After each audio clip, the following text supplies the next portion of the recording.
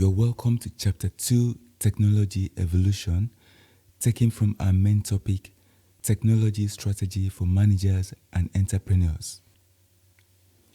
Today's learning objectives explain why technology tends to develop in an evolutionary manner.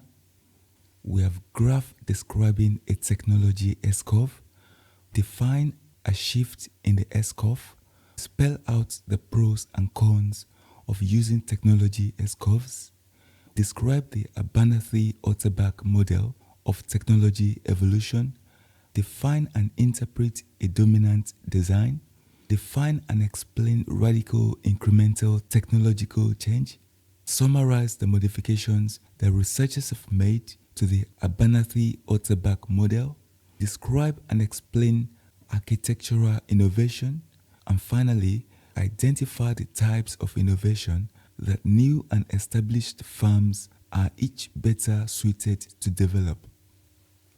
Evolutionary patterns of development. Evolutionary patterns of development is a process that begins with basic scientific discoveries and ends with commercial products that are adopted by a wide range of customers. Evolution of technology.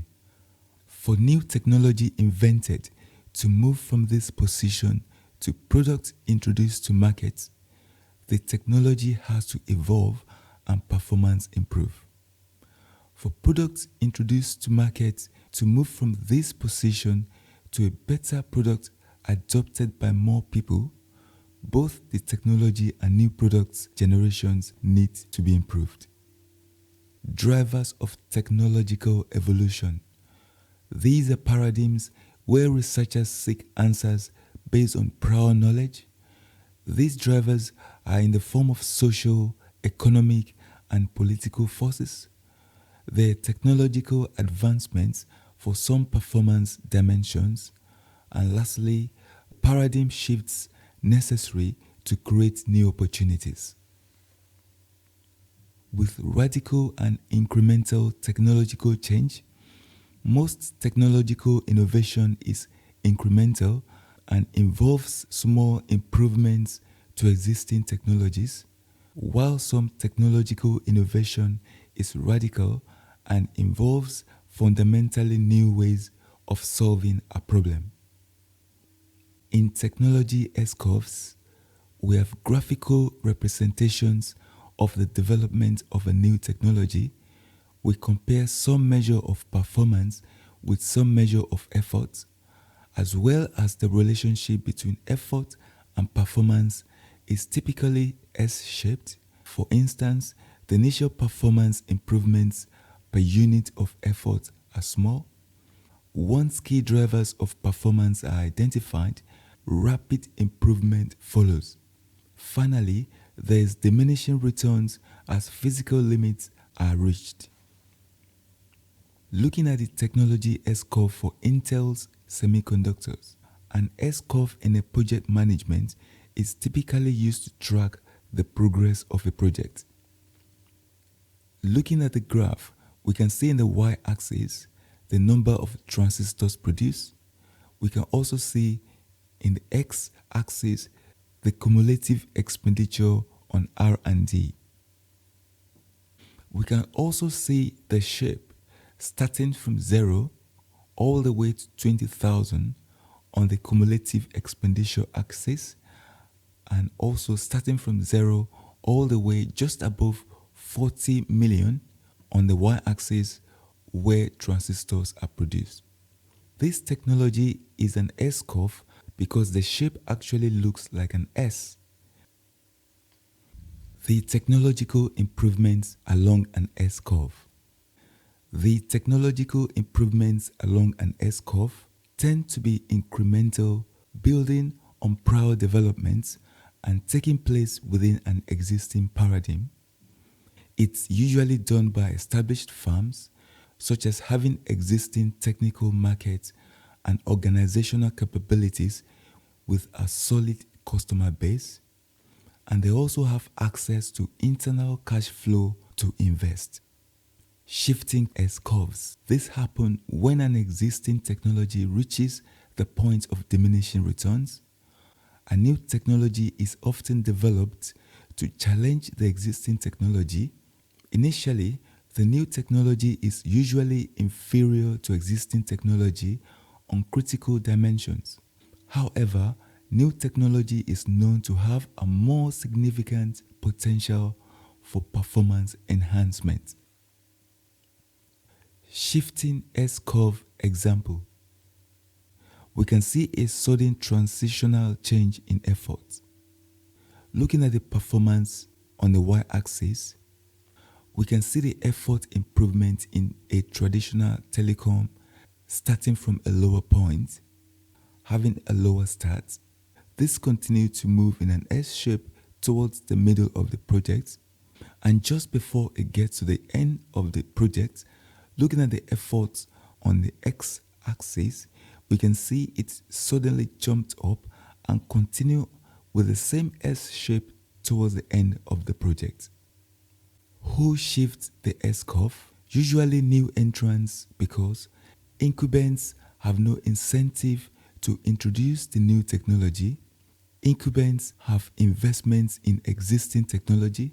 Products built on new technologies reduce the revenues of established businesses. Managers at incumbent firms do not see the new technology as a threat.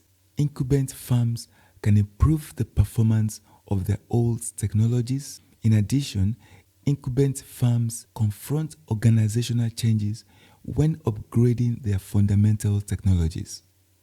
Using S-curve technology as a management tool, incumbents can predict when to invest in a radical new technology, and for limitations, we have the inability to identify when to switch technologies. We have the failure to incorporate all of the factors that matter to the decision to switch. We have the need for adopters of new technology to focus on niche markets before taking the mainstream market. Finally, is the limitations of alternative ways to respond to introducing the existence of new technology. The Abernathy-Otterbeck model. Technology evolves through periods of incremental innovation interrupted by periods of radical innovation. The development of a radical innovation leads to a fluid phase, during which time many firms enter and compete based on different product designs. Eventually, the firms in the industry converge on a dominant design, which results in the specific phase, during which time only incremental innovation occurs, and after a while, the cycle repeats itself. The nature of innovation and competition. Product innovation occurs when technological innovation involves the creation of new goods and services sold to customers.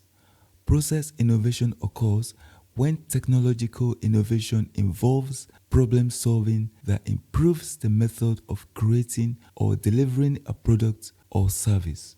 Fluid phase is dominated by product innovation, whereas specific phase is dominated by process innovation. The timing of product and process innovation. Starting from the fluid phase from the beginning of the project, the product innovation starts afar from each other, and moving on to transitional phase, they begin to come together, and moving on to specific phase, the process innovation begin to align closely together towards the end of the project. Firms in an industry. New firms performs best in the fluid phase.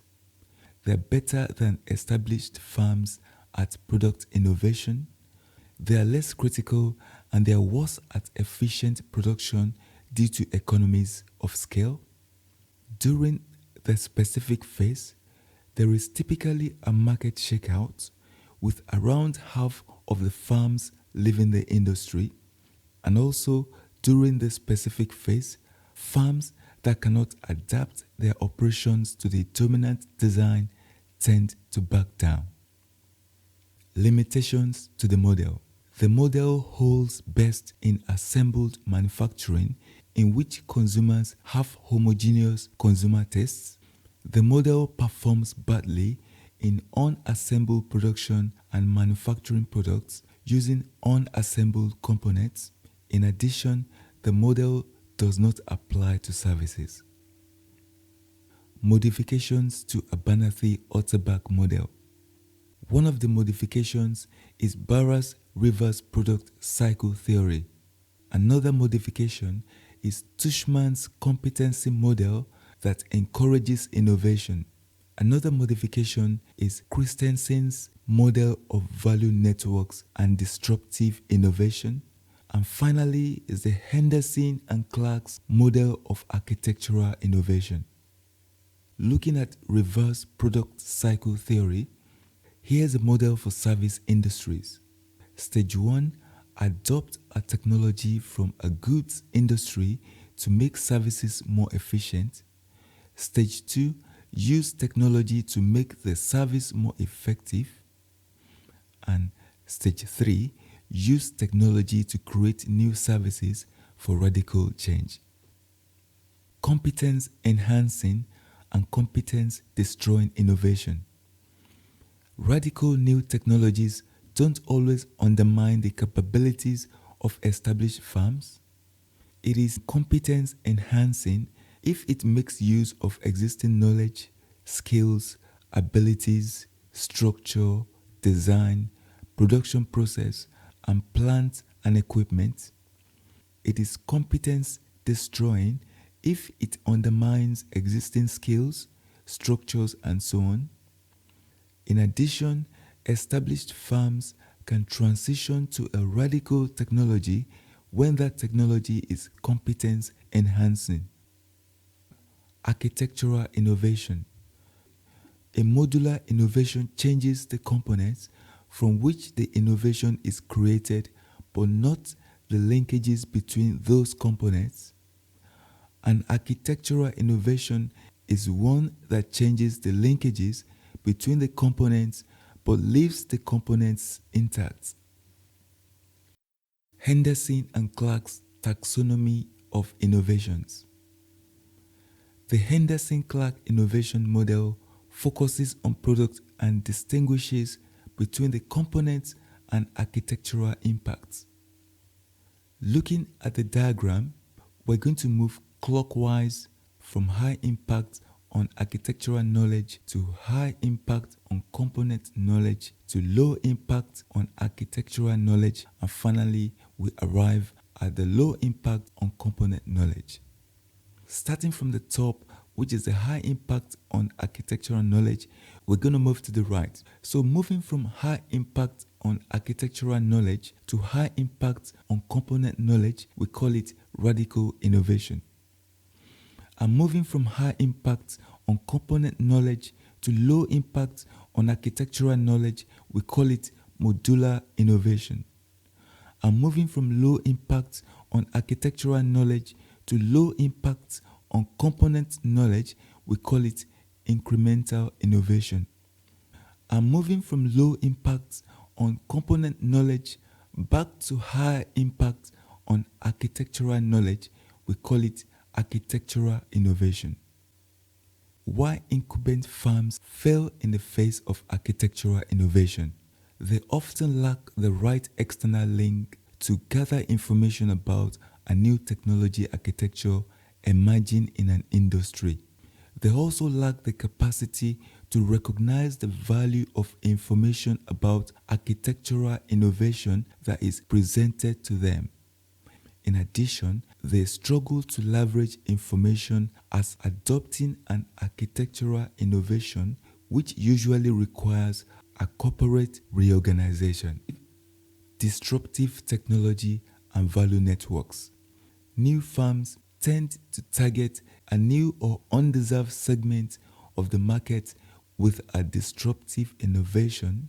Incumbent firms make sure that core technology conforms to the features of the dominant design, because deviation from the dominant design will make it harder for them to satisfy customers once that design has emerged. Incumbent firms develops new company to exploit disruptive technology rather than ignoring it. Finally, it develops technologies within the confines of an existing organization.